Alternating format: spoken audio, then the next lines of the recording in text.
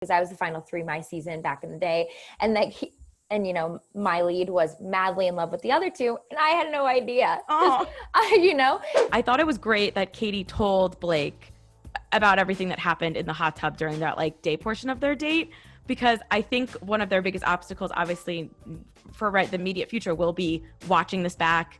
The narrative, did she settle for Greg? This is stuff people are going to talk about, whether, it's good or bad or ugly. People are going to have opinions. That's what this show does. It sparks conversation. And I think her getting ahead of it, bringing up Michael A. and Greg. And I thought Blac, I don't know if they just didn't show his reaction, because they really just made it seem like he kissed her. But then in his confessional, he was kind of spiraling. So I thought that was an interesting reaction to that. But I'm glad she told him.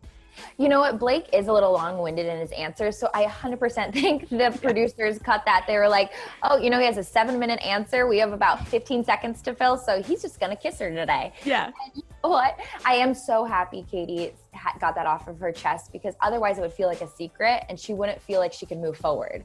And so I think that's why their proposal was possible, because she was completely honest the entire time. And that's why I do love Kody so much. Yeah, I agree. I think I will say she took her role as the Bachelorette. And again, this is not good or bad, just very seriously. She did. I think she was having to have the foresight that this is going to play back. Because why would that's a hard thing to bring up. And she was pretty candid about it. She was like, yeah, I wanted to quit. And if she didn't say that and then he watched her on the bathroom floor, imagine how awkward that would have been. Right. He would have questioned everything that happened after that. But she was really honest. And because she got that off her chest, she could feel like she could trust him with her vulnerabilities, her insecurities. And he's like, I accept you. I accept you for wanting to leave. I accept you and appreciate you for staying. And that is a real man. Yeah, that's so true. He's like I said, he's got that thing that certain Bachelor contestants have and certain don't, where they can compartmentalize and they can trust their connection.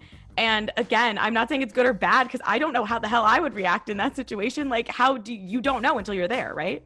And how your feelings for this person, if they're real or not.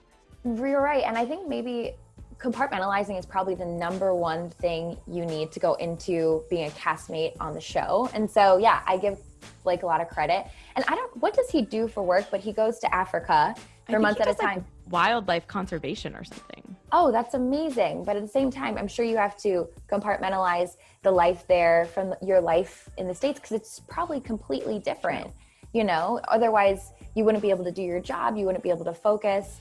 So, and if you're gone at months at a time. So I think he's kind of used to this being out of your element lifestyle. Very good point. We go to the fantasy suites.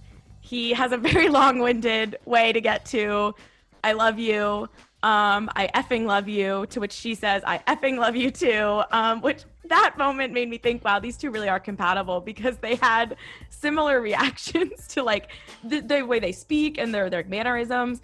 And I also thought it was interesting that, one, she said, I love you, because of the whole debate of the week before, but also when Blac was talking and his long-winded speech, she was nodding her head. She was saying, yeah. I feel like she was trying so hard to be present in that moment, because she had PTSD from the Greg situation. I completely agree with that. I feel like she almost is taking that into this conversation. Oh my God, he said, I love you. I know what not to do, because it's trial and error. And it went really well, because she spoke her mind and she said, I love you. She didn't hold back. All of those things that we were hoping for earlier, maybe she didn't love Greg, and so that's why she couldn't say it. Who knows? But at the same time, when you don't hold back, this is the reaction you get. You get a genuine relationship. Yeah, it's in the pessimist in me, of course, is going to say, did part of her say it back because she's scared he was going to leave? Possibly, but either way. Or was it Blac the whole time? That's a huge thing.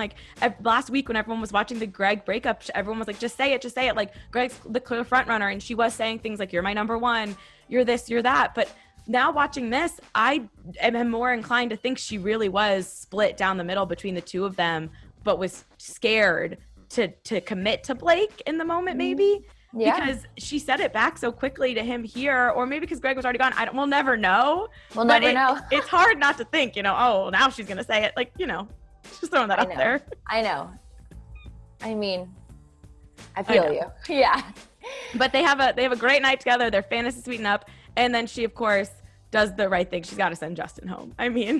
Poor I know, Justin. poor Justin. Oh my gosh. I feel like everyone forgot he was still there and she still had to break up with him. And you know what? That's one thing that I give Katie so much credit for. It's so hard to break up with people. She had to break up with 30 people and it doesn't feel good to hurt people's feelings. And so she really is an empath and takes that on seriously. And she did a great job. And he was so mature in his exit. So I just want him to find love too. Yeah, I think so too. I thought it was actually so interesting because I mean, he was so fun. He was like the comic relief of the season, right? He and was. not only in his facial expressions, but also for like social media, because everyone was joking like, oh, Justin, like he's still here. Like kind of became the butt of the joke, which was kind of sad. But at the same time, he was really shocked. He said he was blindsided when he got sent home. He went into that date thinking, you know, oh, everyone's gone. I have a shot. When as the audience, and I know we didn't see certain things, which they kind of said they had unseen moments, but as the audience, we were like, what is this guy talking about? And then even like, she was emotional on stage with her. Like, I was like, oh, I really like justice for Justin. I know. I mean, I'll empathize like a lot actually, because I was the final three my season back in the day. And like, and you know, my lead was madly in love with the other two and I had no idea. Oh.